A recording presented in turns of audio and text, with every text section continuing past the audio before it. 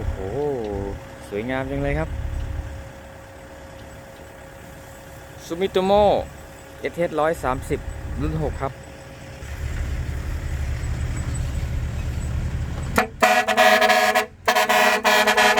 เสียห้ามวันนี้ทำไมทีมงานได้อยู่กับซูมิโตโมครับมารอบที่แล้วนี่อยู่กับโคมัตสุ200รุ่น8นะครับ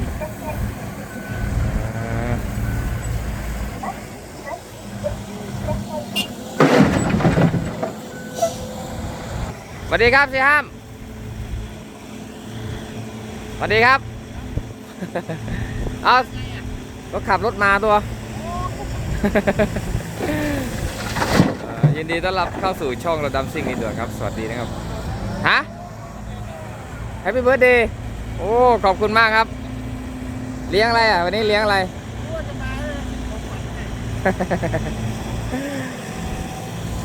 มาจากปักธงชัยโอ้ตัวนี้ตัวใหม่แล้วดิ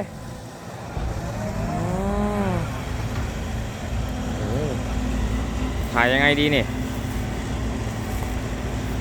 วิ่งกี่คันสิห้ามฮะ7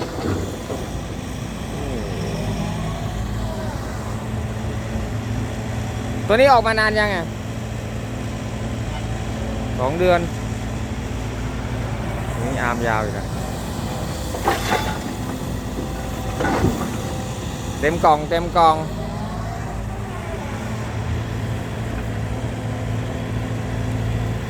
200ไปไหนอ่ะอ๋อเช่ารายเดือนโอ้ยตุลุม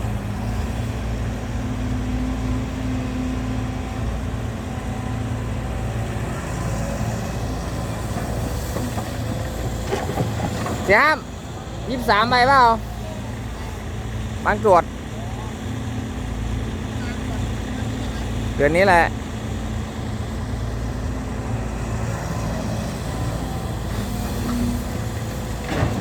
ว้าเต็ม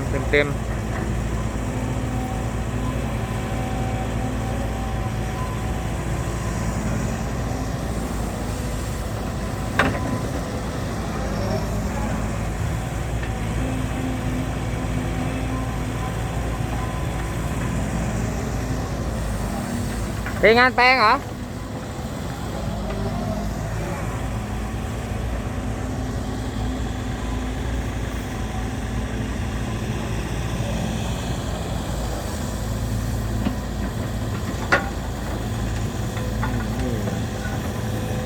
แนวยาวครับ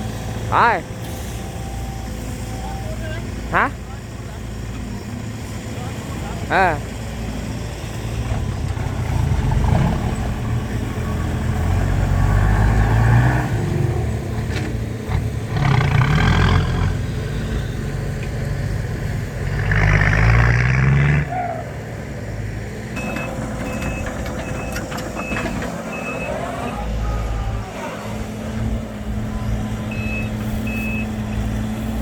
คันนี้ไม่ค่อยหอนเท่าไหร่นะ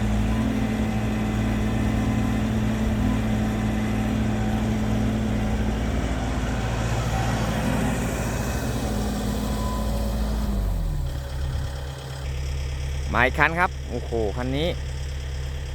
รอจัด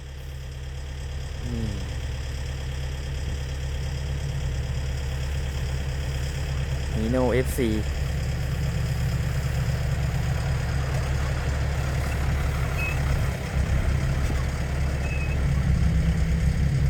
แฝด2บางฝุ่นท้องช้างโอ้แจ๋วเลยกันนี้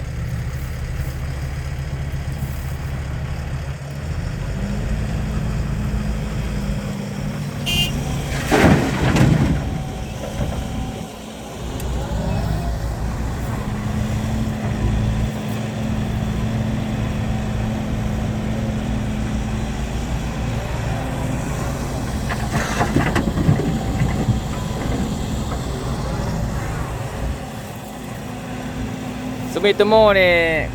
ขับดีขับสนุกนะครับ ค ขึ้นขับมาแล้วสวัสดีครับคันนี้เครื่องเท่าไหร่เครื่องกี่แรงฮะ195โอ้โปเกตดีอีสุโอฮิโน่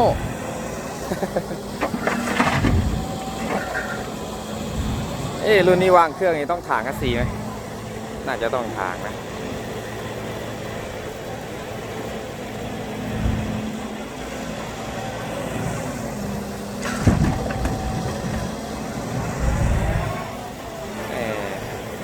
มีลมช่วยครับโชคดีฝุ่นไม่อยู่กับที่ครับจัดจ้านย่านบ้านนอกครับทีมงานนี้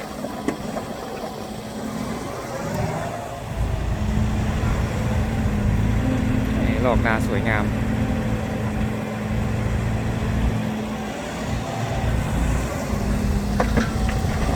ไปเทไกลไหมครับมาจากคอนครับผม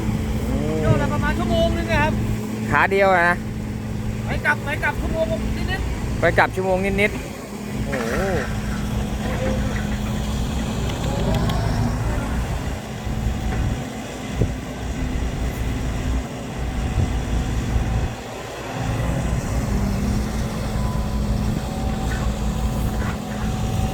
ไป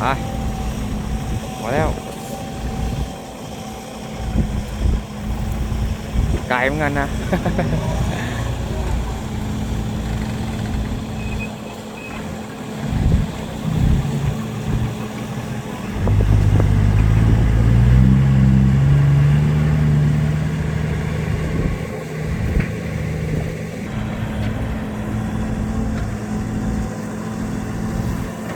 ตัวนี้นี่ผลิตอยู่ที่อินโดนีเซียครับเครื่องยนต์อีซูซุน่าจะ95แรงม้ากันนี้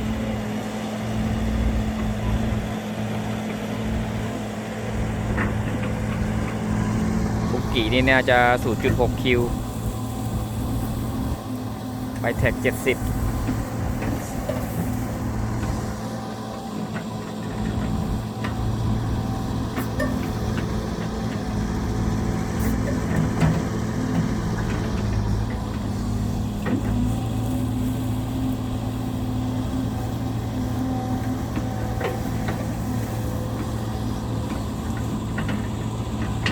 น้ำหนักก็13ตันครับคันนี้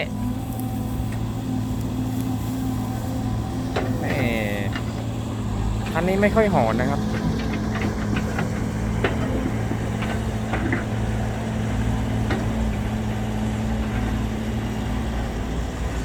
เสียงเครื่องยนต์นี่เงียบ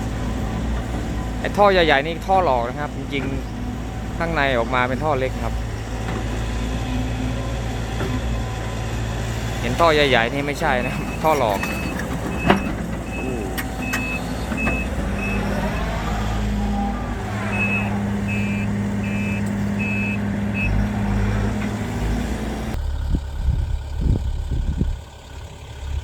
มาอีกคันแล้วครับโดมิเนเตอร์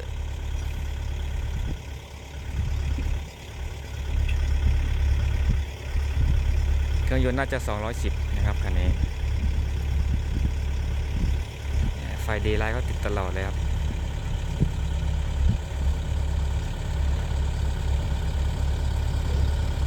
วอลนพรัตน์ FC 9J กระบะ3 มิตรครับคันนี้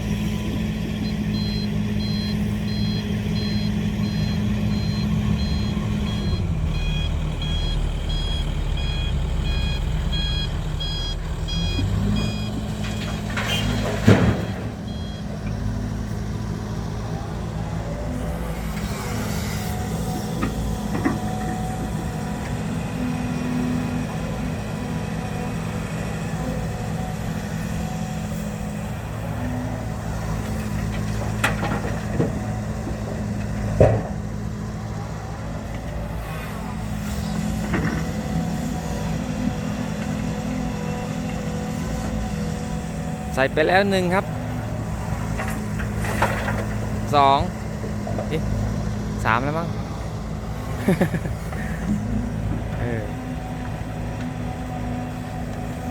หลงสี่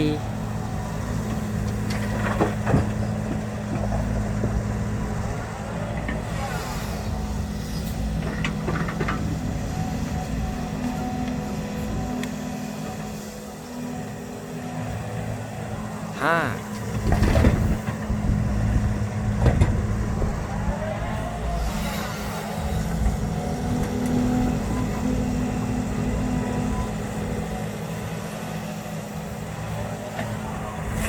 หกไปตะลุมเลย โอ้โห ไปจอดรถโดนฝุ่นพอดีเลยนั่นแหละ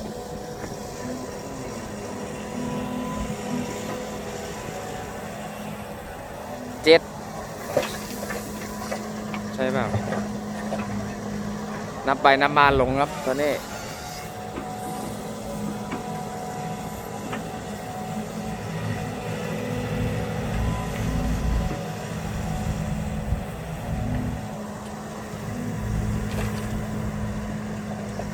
8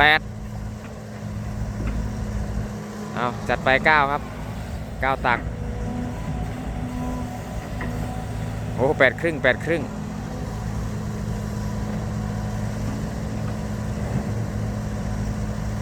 ไป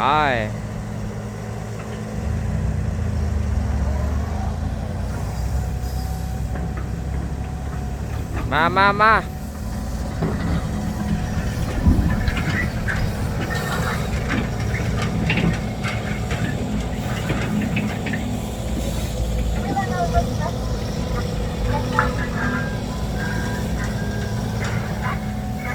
โอ้ยทำไมมันฝุ่นเยอะจังเลย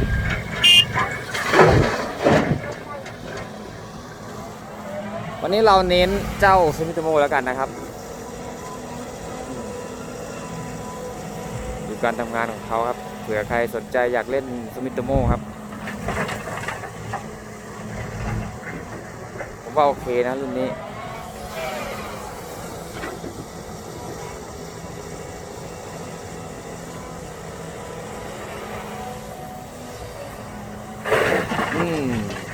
ตุ้มเลยครับ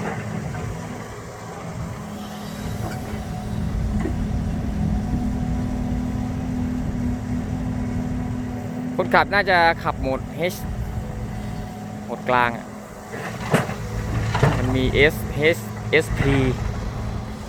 SP นี่เร็วสุดถ้าประหยัดน้ำมันก็ S หรือเปล่าสโล S ก็น่าจะสโล H ก็น่าจะไฮประมาณนั้นครับ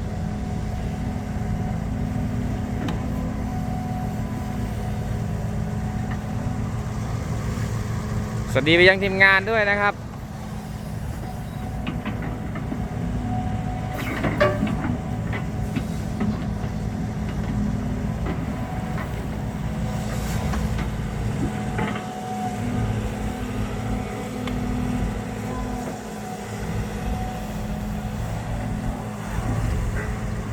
ดินโซนโคราชก็จะประมาณนี้เลยครับ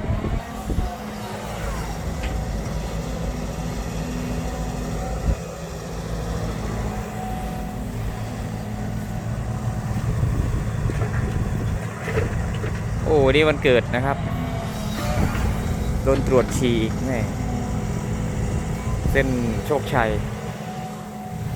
มีด่านตรวจฉี่หน้าตาบ่งบอกว่าเล่นยาหรือเปล่าวะ ไป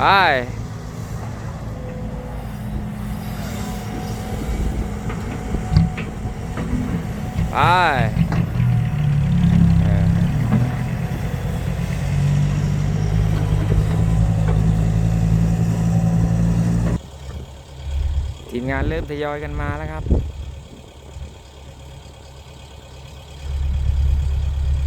วันนี้อยู่กับทีมงานไม่นานนะครับต้องเดินทางกลับบ้านนะครับเด็กก้า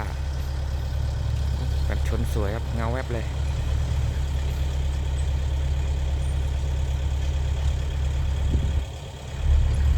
จอดรับตั๋วปากทางครับนู่นเสียตูนกำลังจอดรับตั๋วอยู่ดินนี้ก็น่าจะซื้อครับ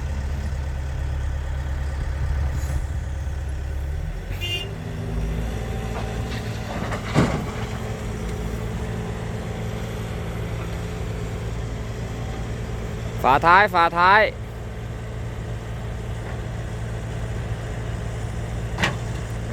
ฝาท้ายไม่ล็อกครับนั่นฝาท้ายไม่ล็อกมาแล้วครับเสียตูนครับรอเลยกระเทยบอก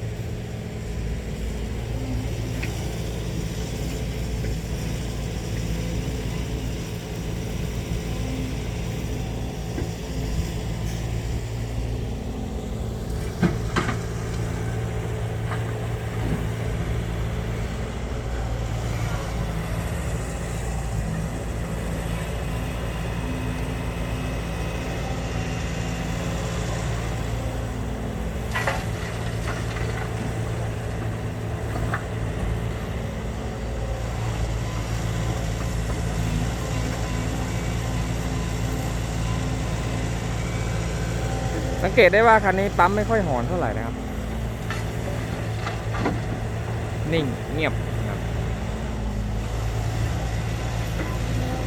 บางคันหอนนะไม่รู้เป็นเพราะอะไร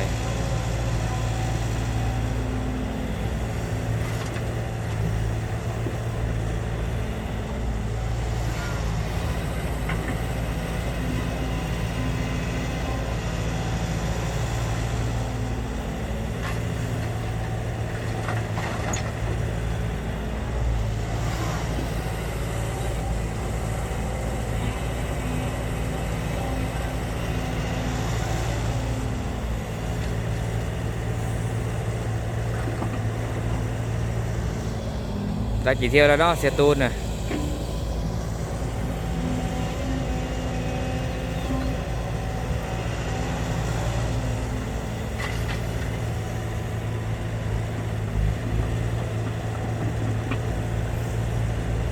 ตอนนี้ก็อยู่โคราชครับก็ขอแสดงความเสียใจกับผู้เสียชีวิตในเหตุการณ์กราดยิงนะครับ เป็นเหตุการณ์ที่ไม่น่าจะเกิดขึ้นในประเทศไทยแต่ก็เกิดขึ้นแล้วนะครับโลกนี้ไม่มีอะไรแน่นอนครับ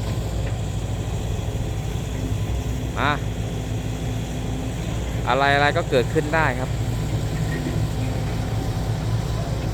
ใช้ชีวิตอย่าประมาทนะครับ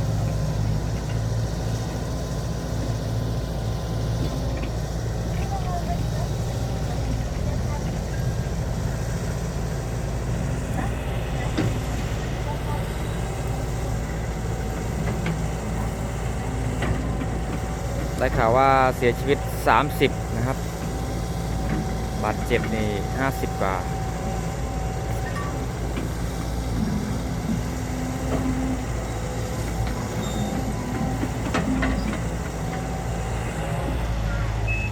ยังไงก็ให้กำลังใจกับ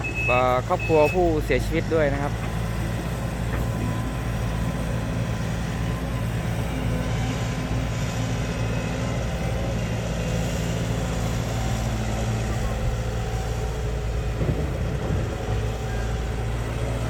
ว้าย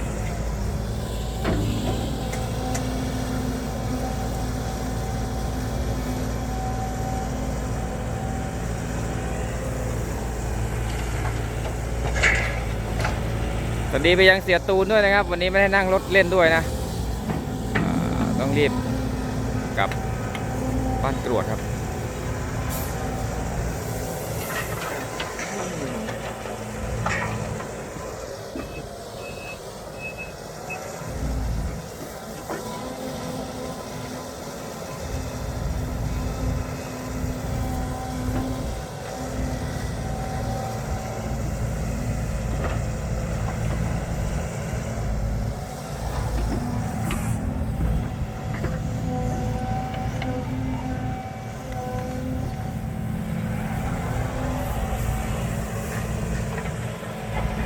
สติ๊กเกอร์ก็น่าจะได้กันครบแล้วเนาะทีมงานนี้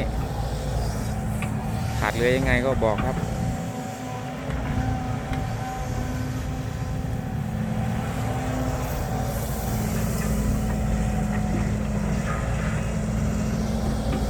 ผมนี่เดินหลบฝุ่นจน โอ้ยับมันเต้นไงเดี๋ยวมาทางนี้เดี๋ยวไปทางนั้นฝุ่นนี่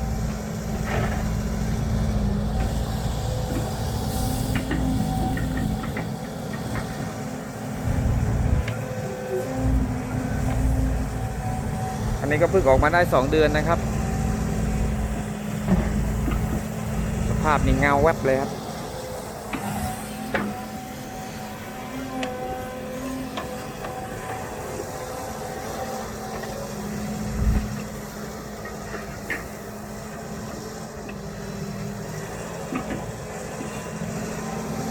ยางนี่รถเสียตูนี่ใส่เยอะกับเขาแท้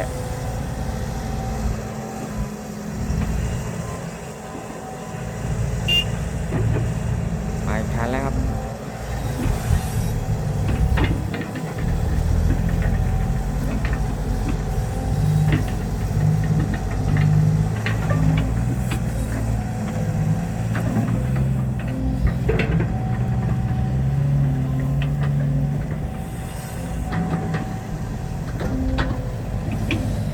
ทีมงานนี้เขาฮิตปลายฮะมากครับมีทุกคันคลิปนี้ก็ปิดท้ายกับคันนี้แล้วกันครับ